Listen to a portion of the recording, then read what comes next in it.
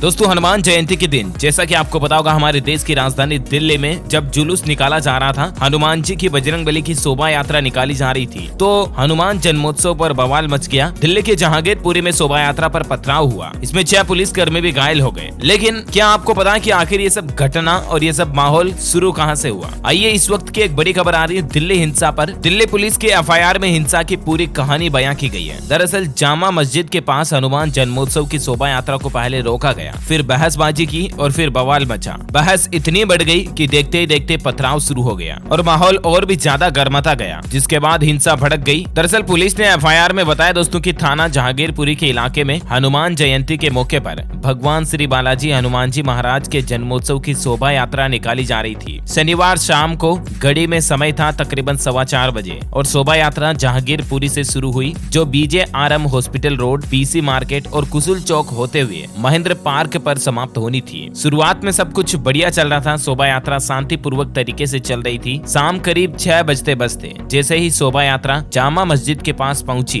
तो एक अंसार नाम का लड़का, एक शख्स जो अपने 4-5 साथियों के साथ आया और शोभा यात्रा में शामिल लोगों से बहस करने लग गया। बहस ज्यादा बढ़ने के कारण दोनों पक्षों में पथराव शुरू हो गया, जिसके कारण शोभा यात्रा में भगदड़ मच गई। हंगामे की जानकारी मिलते ही पुलिस भी मौके पर पहुंच चुकी और पथराव रोकने के लिए और शांति बनाए रखने के लिए दोनों पक्षों से अपील करने लगी। आखिरकार काफी मशक्कत के बाद दोनों पक्षों को समझा बुझा कर अलग अलग कर दिया। कुछ ही मिनट के बाद दोनों पक्षों की ओर से अचानक फिर से नारेबाजी और पथराव शुरू हो गया। हालात बिगड़ते देख पुलिस फोर्स को और ज्यादा बढ़ाया गया, मतलब ज्यादा पुलिस फोर्स बुलाई गई। ये नौबत भी आ गई थी कि आंसू गैस के गोले छोड़कर हालातों पर काबू पाया गया। पुलिस की लगातार अपील के बाद भी एक पक्ष लगातार पत्थरबाजी करता रहा। हालात को काबू करने के लिए पुलिस ने 40 से 50 आंसू गैस के गोले भी दागे, ताकि भीड़ को तितर बितर किया जा सके। भीड़ की ओर से पुलिस पर फायरिंग और पथराव किया गया। थाना जहांगीरपुरी के SI मेदालाल के बाएं हाथ में गोली भी लगी। पथराव में 6 से 7 पुलिसकर्मी व एक नागरिक को गंभीर चोटें आई, घायल हो गए बुरी तरह से ये। वहीं उपद्रव कर रहे लोगों ने एक स्कूटर में भी आग लगा दी और 4-5 गाड़ियों में तोड़फोड़ भी कर दी। उपद्रवियों ने शोभा यात्रा पर हमला तो किया ही, साथ ही प्राइवेट प्रॉपर्टी को भी नुकसान पहुंचाया, जला दी। FIR दर्ज कराने वाले सब इंस्पेक्टर राजीव रंजन ने बताया कि बवाल में उन्हें भी चोटें आई है। भीड़ और हिंसा के मौके पर पत्थर, बोतलें और क्षतिग्रस्त वाहन भी मिले। जांच अधिकारी जहांगीरपुरी थाने के सब इंस्पेक्टर राजेश ने बताया कि जब वह मौके पर पहुंचे तो वहां पत्थर, टूटी हुई बोतलें, क्षतिग्रस्त वाहन पड़े थे। लोगों से पूछताछ में पता चला कि बवाल में कई लोग घायल हुए, जो अपना इलाज प्राइवेट अस्पतालों में करा रहे हैं। तो देखा जाए दोस्तों, तो हाल ही में बैक टू बैक कई बार धर्म के नाम पर 2 ग्रुपों में हिंसा और लड़ाई की घटनाएं हमें देखने को मिली। नवरात्रा में भी इस तरह की घटनाएं हुई। मध्य प्रदेश खरगोन वगैरह में, राजस्थान करौली में भी हिंसा हुई। रामनवमी के जुलूस के दौरान भी देश के कई राज्यों में, मध्य प्रदेश, राजस्थान सहित पश्चिम बंगाल, बिहार वगैरह में भी हिंसा की घटनाएं देखने को मिली। राइट, तो ये एक बड़ा चिंता का विषय है दोस्तों कि हमारे देश में 2 धर्मों के ग्रुप के लोग एक दूसरे से इतनी नफरत क्यों करते हैं। हम सबको मिलजुल कर रहना चाहिए। सभी को सभी धर्मों के त्योहार अपने अपने हिसाब से धूमधाम से मनाने की खुली आजादी और इजाजत होनी चाहिए। राइट, सरकार को कुल मिलाकर के ऐसे उचंगे, लफंगों और बदमाशों के खिलाफ इस तरह के सख्त कानून बनाने चाहिए। अगर कानून इतने कड़े होंगे, इतने सख्त होंगे, तो कोई इस तरह की घिनौनी हरकत करने से पहले 10 बार सोचेगा। लेकिन उनको पता है FIR होगी, कल जमानत हो जाएगी, बस खुला घूमना वापस। इसलिए तो